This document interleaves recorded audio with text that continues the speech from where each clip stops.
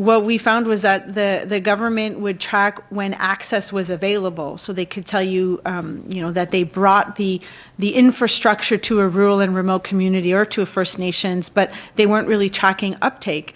And so many of our recommendations are linked to tracking not just whether you get the access there, but whether uptake is happening. When it comes to affordability, I would tell you that in my view, the government's missing half the story. They're really tracking the price of service when they measure affordability, but really not making a link or a relation to a household's income. And so while we could get as a country that internet connection up to rural and remote communities and First Nations reserves, if someone can't afford the service, it's like not having the service at all. And so they need to, I think, look at both income and pricing, as well as actual take-up rates once access is expanded across the country. We know that high-speed internet connectivity and mobile connectivity is essential for Canadians no matter where you live. And I'm proud to be part of a government that prioritizes investing in rural Canadians.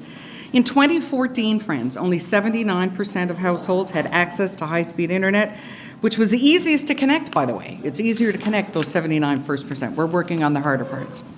Today, thanks to our investments, our government has made 93.5% of Canadian households have access to affordable, reliable internet. It's a common theme throughout all these reports. There's no measurement for outcomes. Lots of announcements, lots of show, lots of glitz, but no outcomes on this government. It's pretty historic for this kind of finding, especially when it comes to rural Canada. Like that story, that whole problem about rural Canada is you get left further and further behind on this when you don't connect rural Canadians, especially when it comes to something like their internet. Rural Canadians can rise to the challenge, and including on those half of those First Nations. What else do they have? In this day and age, we know we can connect them as a nation, and yet this government keeps on failing them and not even counting them in the equation.